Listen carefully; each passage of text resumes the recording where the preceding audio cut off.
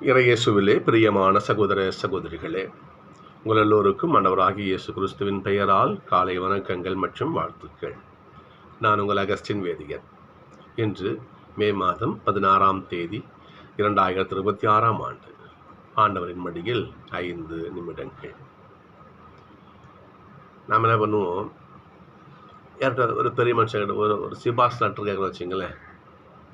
ஒரு சிபாஸ் ஏதோ வேலை வாய்ப்பு ஏதோ ஒரு லெட்டர் ஒன்று கேட்க வச்சுங்களேன். அவர் லெட்டர் கொடுப்பாரு. நான் இன்னார் எழுதுகிறேன், அந்த பேர் போட்டு எழுதுவார். இந்த மாதிரி ஒரு நண்பர் வராரு, இவருக்கு என்ன செஞ்சு கொடுங்க. இதை அந்த நபர் பார்ப்பார். யார் லெட்டர் எழுதுனது, அதோட பேர் இருக்கும், ஸோ பேர் அதில் இருக்கும். அந்த பேரை பார்த்த உடனே அவருக்கு ஓஹோ இன்னார் அமைச்ச ஆள் என்று சொல்லி அதை அவர் செஞ்சு கொடுப்பாங்க. அது லெட்டர் தான், அது இருக்கிறது பேனா மை எழுத்து தான், ஆனால் அது எழுத்து கிடையாது. அந்த பெயர் என்பது ஆள் தன்மை கொண்டது. பேருங்கிறது சாதாரண விஷயம் கிடையாது, ஞாபகம் வச்சுக்கணும். ஒரு பெயர் அந்த ஆளையே தாங்கி கொண்டு வருகிறது. ஒரு பேர் என்பது ஒலி கிடையாது, சவுண்ட் மட்டும் கிடையாது. அந்த ஒலியை அந்த அந்த எழுத்தை நம் அவசங்கை செய்தால் அந்த நபரையே அவசங்கை செய்வது போல் அர்த்தம். அப்படிதானே?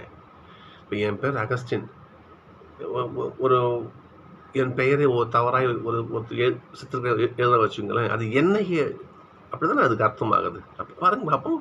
அப்போ ஒரு பெயர் என்பது சாதாரண ஒலி கிடையாது, எழுத்து கிடையாது, ஒரு பேனா மையோடைய இங்கு கிடையாது. அது நான். சாதாரண பிள்ளைகளுக்கு பேர் வைப்பது பாருங்களேன், தேடி பிடிப்பேன். எல்லா பேரும் தேடி பிடிச்சி வைப்பாங்க. அந்த காலத்துல என்ன பண்ணுவாங்களேன், புனிதர்கள் பேரை பிள்ளைக்கு வைப்பாங்க. என் பேர் அகஸ்டின், என் சகோதரி பேர் வெரோனிகா, இன்னொரு சகோதரி பேர் மரிய தெரஸ், இன்னொரு சகோதரர் பேர், என் தம்பி பேர் டொமினிக் ராஜ். டொமினிக் சாமிய பேர் என் குடும்பத்தை என் பிள்ளைகளுக்கு தேடி தேடி தேடி பேர் வச்சாங்க. இந்த காலத்தில் பாருங்க பார்ப்போம். எந்த நடிகர் பேரை வைக்கலாம், எந்த நடிகை பேரை வைக்கலாம், வச்சு பாருங்க, அப்படிதான் பேர் வைக்கிறாங்க. சரி, ஓகே, அதை நம்ம சொல்ல விரும்பலாதவங்க விருப்பம். நன்றாக இருந்தாலும் நம்ம ஞாபகம் வச்சுக்கணும். பெயர் என்பதுக்கு அத்தனை மகத்துவம் வாய்ந்தது. பிலிப்பில் பவுல் எழுதுவார், இயேசு கிறிஸ்து ஆண்டவரான எல்லா நாவும் அறிக்கையிடும். அந்த பெயருக்கு விண்ணவர் மன்னவர் கீழுவோர் எல்லோரும் என்ன பண்ணுவாங்க, மண்டியிடுவார்னு எழுதுவார். அப்போ ஆண்டவருடைய பெயர், நமது பெயரே அவ்வளோ மகத்துவம்னா எசப்போடைய பேர் எவ்வளோ பெருசு யோசிச்சு பாருங்க பார்ப்போம்.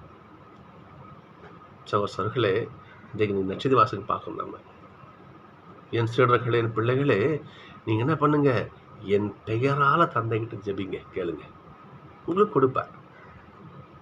அது மட்டும் கிடையாது, என் பெயரால் நீங்கள் தந்தையிடம் கேட்டால் உங்கள் மகிழ்ச்சி நிறைவு பெறும்னு சொல்ற பாருங்க.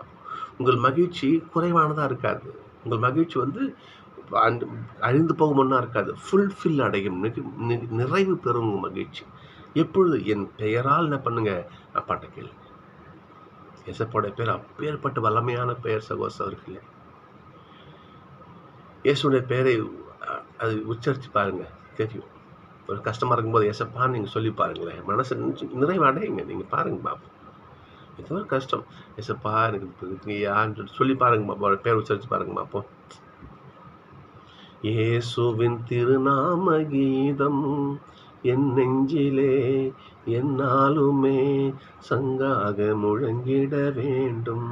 ஏசப்போட திருநாமத்துடைய பெயர் நம்ம இடத்துல ஒழிச்சுக்கிட்டே இருக்கணும்.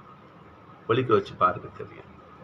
ஆனால் சொல்லியிருக்காரு, என் பெயர் உங்களுக்கு உங்கள் மகிழ்ச்சி நிறைவடை வைக்குன்னு சொல்லியிருக்காரு. நிறைவடையும்.